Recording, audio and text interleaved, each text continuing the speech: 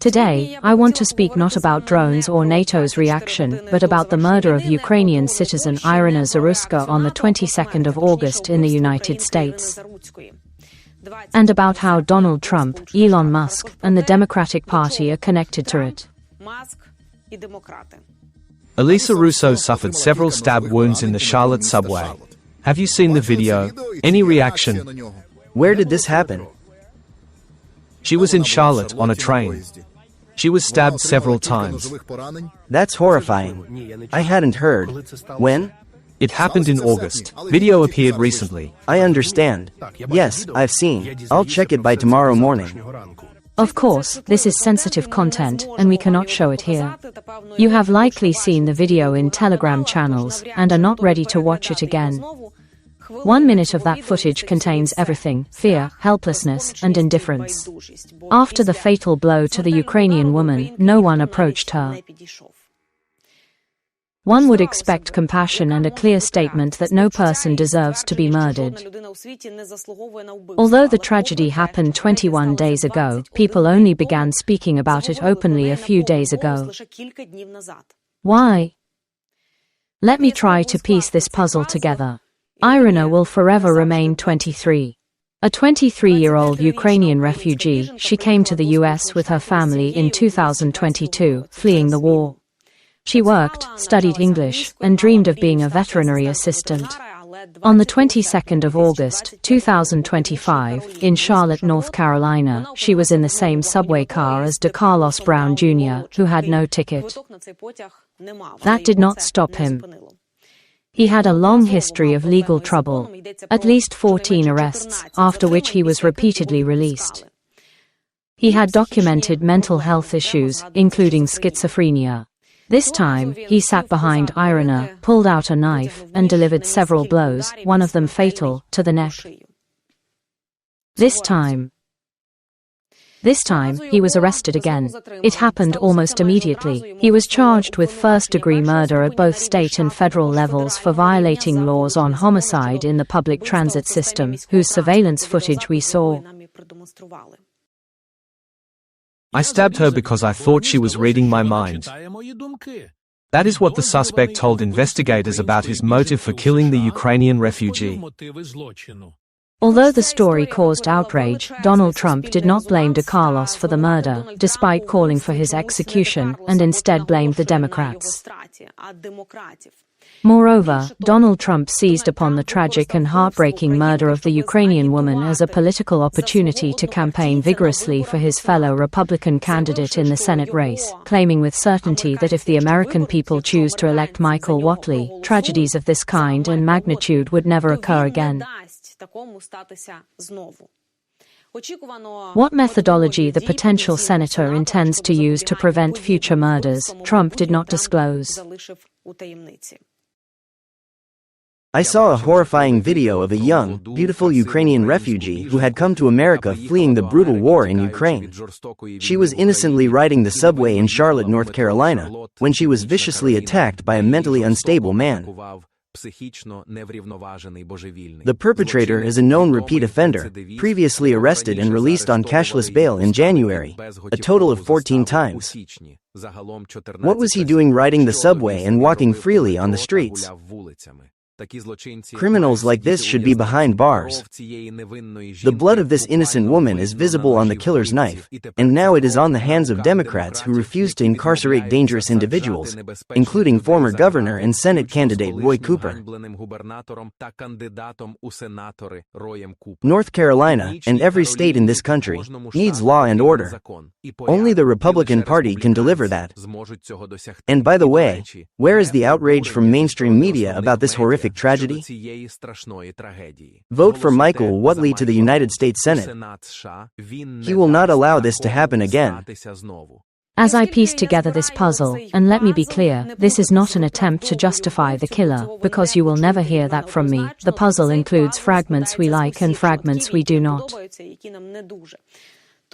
Not every one of those 14 releases was necessarily a missed opportunity to prevent the tragedy. It remains unclear whether the court or the system had the legal grounds to detain him during his most recent cases, whether those were minor administrative offenses or serious crimes, and whether there were arguments in favor of releasing him. It is unclear why Democrats should bear direct responsibility for this murder, as the case seems used in a broader debate on safety, justice, immigration, and refugee policy, the very issues that brought Donald Trump to power. And now, Irina is being turned into a sacred symbol, a political tool from which everyone seeks to gain points, including Donald Trump's son, who on the social network X called those who display the Ukrainian flag in their profiles, clowns. He was outraged that people stayed silent about the murder of 23-year-old Ukrainian woman Irina Zaruska in the U.S. He also criticized the New York Times for not reporting the tragedy, despite its past extensive coverage of Black Americans killed by white police officers. We will return to that point. But this is the same Donald Trump Jr. who, in the year 2024, stated that Russia's war in Ukraine means very little to the United States and called for an end to American aid to Ukraine. Is this not a policy of double standards? Then there is Elon Musk, who donated $1 million for murals honoring the murdered Ukrainian woman Irina Zaruska across American cities. He also blocked Starlink for Ukrainian troops, causing deaths on the front line. Irina Zaruska's fund reached $2,500,000. The mural initiative, featuring her image in prominent locations across American cities, was launched by Intercom CEO Owen McCabe, who contributed $500,000. This campaign unfolds amid outcry after the murder of the 23-year-old Ukrainian woman. It remains uncertain whether these new murals will replace those dedicated to George Floyd. Why did I mention George Floyd? Both cases evoke strong emotions and widespread public reaction, amplified by video and media coverage. Both raise urgent questions about justice, protection, and law enforcement accountability. In the Black Lives Matter case, the focus was on violence against black individuals, by police or others, with society responding to inequality, racism, and systemic failure. And here, too, we are confronted with issues of ethnicity, a Ukrainian woman, an immigrant, a refugee, in search of safety. There is a sense that Irina's death is being positioned as a counterpoint to the story of Floyd. Irina Zaruska may become a symbol of the failure of public safety policy and the weakness of criminal justice. For Ukrainians and Ukraine abroad, her death symbolizes tragedy, a reminder that even in a safe country, brutal violence can occur. What I want to ask is this: why does Trump express such aggressive condemnation toward Irina's murder, yet consistently refuses to denounce the real killer, Putin, who continues to ruthlessly take the lives of hundreds of Ukrainians every single day? You are absolutely right. In one case, the killer is direct. In the other, the killer acts through intermediaries, his own intermediaries. A mass, maniacal murderer. I am referring to Putin. There is a grim and sobering expression. While a single murder is seen as a tragedy, mass killings that occur during war are often reduced to mere statistics. Unfortunately, international law often deals in statistics. It is war, people are dying, yet the narrative shifts: you must have done something, you provoked it. Sometimes in criminology, they say the victim provoked the killer, that the murder happened because of the victim. This is used to justify the killer in court. As if, had she not provoked him, he would not have killed her. But we just saw the reality: a young woman sitting quietly, reading on her phone, and he walked up behind her and stabbed her neck. And the same logic is applied to Putin. In international law, they speak of national interests, geopolitical chessboards, global confrontation. It's not just about the war in Ukraine. Negotiations and compromises happen. We give something to Putin here, he gives something there. And that is the problem. I agree. Because once you tolerate a murderer, here, Putin, you break the rules. Then, inevitably, the talk shifts from murder to statistics. I also asked this to a political expert from ChatGPT, since it has no emotions.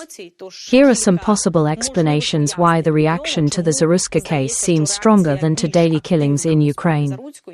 According to its analysis, the key factors are proximity and visibility. This case is visible in the United States. It became a media event, with videos, public accusations, and politicians' reactions. These elements let people speak out.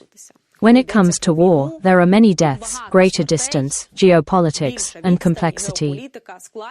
It is harder to respond with general statements or demand specific accountability, especially from domestic politicians in the United States. For Trump, the political advantage likely lies in using this case within the context of his upcoming election campaign. Crime, public safety, citizen protection, criticism of the Democrats, classic themes that resonate with some voters. Timing, scale, and possible direct influence, in short, resolving the Zaruska case, fall under the US, its laws, and courts.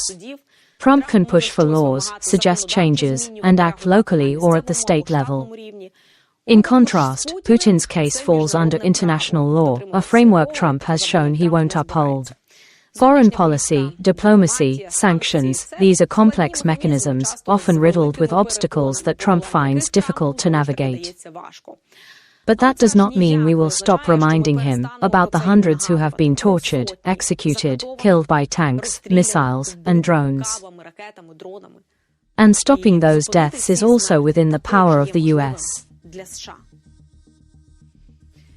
Again, I express my deepest condolences to the family and loved ones, and urge that Irina Zaruska's murder not be used for US political battles.